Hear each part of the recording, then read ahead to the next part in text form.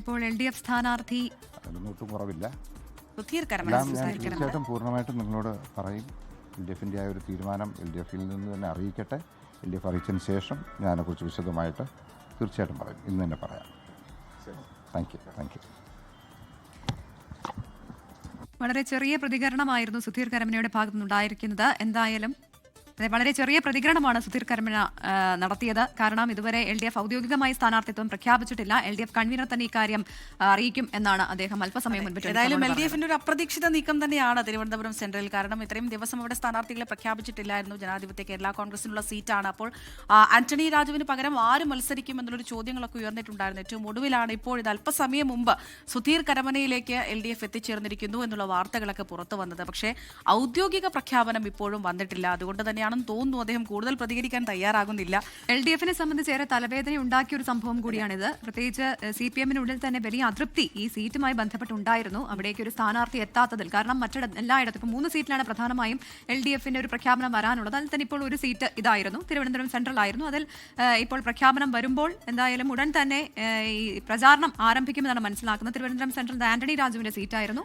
കേസുമായി ബന്ധപ്പെട്ട് അദ്ദേഹത്തിന് മത്സരിക്കാനാകാത്തൊരു സാഹചര്യമുണ്ട്. ആ ഒരു അവസ്ഥയിലാണ് ഇപ്പോൾ ഇത്തരത്തിൽ മറ്റൊരു ആളെ തേടേണ്ട അവസ്ഥ പാർട്ടിക്ക് ഉണ്ടായിരിക്കുന്നതെന്നാണ് മനസ്സിലാക്കുന്നത്. ജിബിൻ ജെ ബി വിവരങ്ങൾ നൽകാനായി ചേരുന്നുണ്ട്. ജിബിൻ, എന്താണ് അദ്ദേഹം പറയുന്നത്? ഒന്നും തുറന്ന് സമ്മതിക്കുന്നില്ല. അപ്പോൾ ഒരു ഔദ്യോഗിക പ്രഖ്യാപനം വരട്ടെ, അതിനുശേഷം ആകാം പ്രതികരണം എന്നാണോ? അത് തന്നെയാണ്. കാരണം പാർട്ടിയുടെ ഭാഗത്ത് നിന്ന് ഔദ്യോഗികമായ ഒരു പ്രഖ്യാപനം വന്നതിന് ശേഷം മാത്രം പ്രതികരിക്കാമെന്നുള്ള ഒരു നിലപാടിലാണ് സുധീർ കരമനയുള്ളത്. അതായത് സുധീർ കരമനയാണ് തിരുവനന്തപുരം സെൻട്രലിലെ LDF സ്ഥാനാർത്ഥി എന്ന വാർത്തകൾ പുറത്തുവന്നതോടുകൂടി മാധ്യമങ്ങളൊക്കെ അദ്ദേഹത്തിൻ്റെ ചാക്കയിലുള്ള വീട്ടിലേക്ക് എത്തിയിരുന്നു. പക്ഷേ ആ സമയത്ത് അദ്ദേഹം പ്രതികരിക്കാൻ തയ്യാറായിരുന്നില്ല. കാരണം പാർട്ടിയുടെ ഭാഗത്ത് നിന്ന് ഔദ്യോഗികമായ ഒരു പ്രഖ്യാപനം വന്നിട്ടില്ല. പക്ഷേ കുറച്ച് ദിവസങ്ങൾ കൊണ്ട് ഈ തിരുവനന്തപുരം സെൻട്രലിലെ LDF സ്ഥാനാർത്ഥിയുമായി ബന്ധപ്പെട്ട ചർച്ചകൾ നടത്തിയിരുന്നു. ഇതുമായി ബന്ധപ്പെട്ട അദ്ദേഹത്തോടും പാർട്ടിയിൽ നിന്ന് ബന്ധപ്പെട്ടവർ സംസാരിച്ചിരുന്നു എന്നുള്ള കാര്യം അദ്ദേഹം സ്ഥിരീകരിക്കുന്നുണ്ട്. സ്ഥാനാർത്ഥിത്വവുമായി ബന്ധപ്പെട്ട ചില കാര്യങ്ങൾ അദ്ദേഹത്തെ സൂചിപ്പിക്കുകയും ചെയ്തിട്ടുണ്ട്. പക്ഷേ നിലവിൽ ഈ സ്ഥാനാർത്ഥി താനാണ് എന്നുള്ള കാര്യം പാർട്ടി തന്നെ ഔദ്യോഗികമായി ആദ്യം പ്രഖ്യാപിക്കട്ടെ, അതിനുശേഷം പ്രതികരിക്കാം എന്നുള്ള ഒരു നിലപാടിലാണ് അദ്ദേഹം ഉള്ളത്. നമുക്കറിയാം, കഴിഞ്ഞ കുറച്ച് നാളുകളായി തന്നെ സുധീർ കരമന LDFിൻ്റെയും പ്രത്യേകിച്ച് CPMന്റെ വേദികളിലൊക്കെ തന്നെ സജീവമായിരുന്നു.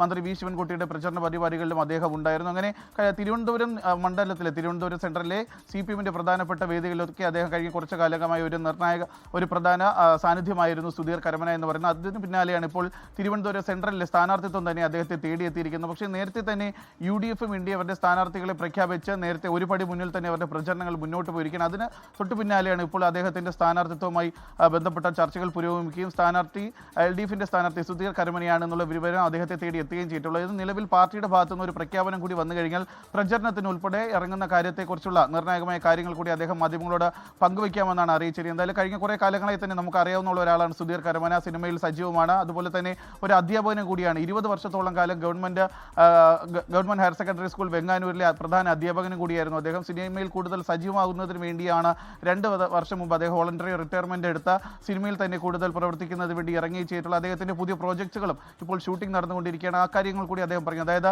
ഇപ്പോൾ സജീവ രാഷ്ട്രീയത്തിലേക്ക് ഇറങ്ങിയാണെന്നുണ്ടെങ്കിൽ മത്സരരംഗത്തേക്ക് ഇറങ്ങിയാണെന്നുണ്ടെങ്കിൽ സിനിമാ മേഖലയിൽ നിന്നും അദ്ദേഹത്തിന് ചെറിയൊരു ബ്രേക്ക് എടുക്കേണ്ടി വരും. നിലവിൽ അദ്ദേഹം ഷൂട്ടിങ്ങിൽ പങ്കെടുത്തുകൊണ്ടിരിക്കുന്ന സിനിമകളൊക്കെ ഉണ്ട്. അക്കാര്യത്തിൽ കൂടി ഒരു തീരുമാനമാകേണ്ടി വരും. എന്തായാലും LDFിന്റെ ഭാഗത്ത് നിന്ന്, പ്രത്യേകിച്ച് CPMന്റെ LDFിന്റെ ഭാഗത്ത് നിന്ന് ഔദ്യോഗികമായ ഒരു പ്രഖ്യാപനം കൂടി മാത്രമേ ഇനി ലഭിക്കാനുള്ളൂ. അങ്ങനെ ഒരു പ്രഖ്യാപനം കൂടി ഉണ്ടായിക്കഴിഞ്ഞാൽ തിരഞ്ഞെടുപ്പ് പ്രചരണ പരിപാടികളെക്കുറിച്ചും എങ്ങനെയാണ് അദ്ദേഹത്തിന്റെ തിരഞ്ഞെടുപ്പ് പ്രചരണം, എവിടെയൊക്കെയാണ് അദ്ദേഹം ലക്ഷ്യം വയ്ക്കുന്നത് എന്ന കാര്യത്തെക്കുറിച്ചൊക്കെ തന്നെ കൃത്യമായി തന്നെ സുധീർ കരമന തന്നെ നമുക്ക് ഈ വീടിന് മുന്നിൽ നിന്ന് പ്രതികരണം ഉറപ്പാക്കുകയും ചെയ്യും. അതെ, ആ ഒരു പ്രഖ്യാപനത്തിന് വേണ്ടി തന്നെയാണ് കാത്തിരിക്കുന്നത്. ഈ സൂചിപ്പിച്ചതുപോലെ തന്നെ ആന്റണി രാജുവിന് പകരം മറ്റൊരു മത്സരാർത്ഥി നിർത്താൻ കഴിയുന്നില്ലെങ്കിൽ ആ സീറ്റ് CPM ഏറ്റെടുക്കണം എന്നുള്ളൊരു ആവശ്യം പ്രവർത്തകർക്കിടയിൽ ഉണ്ടായിരുന്നു. ഇനിയിപ്പോൾ ഈ ഒരു സ്വതന്ത്രനിലേക്ക് വരുമ്പോൾ അത് ജനാധിപത്യ കേരള കോൺഗ്രസ് അംഗീകരിക്കുമോ എന്നുള്ള കാര്യം അറിയേണ്ടിയിരിക്കുന്നു. അല്ല, പക്ഷേ പാർട്ടി ഇത്രയും ദിവസം കാത്തിരിക്കുകയായിരുന്നു.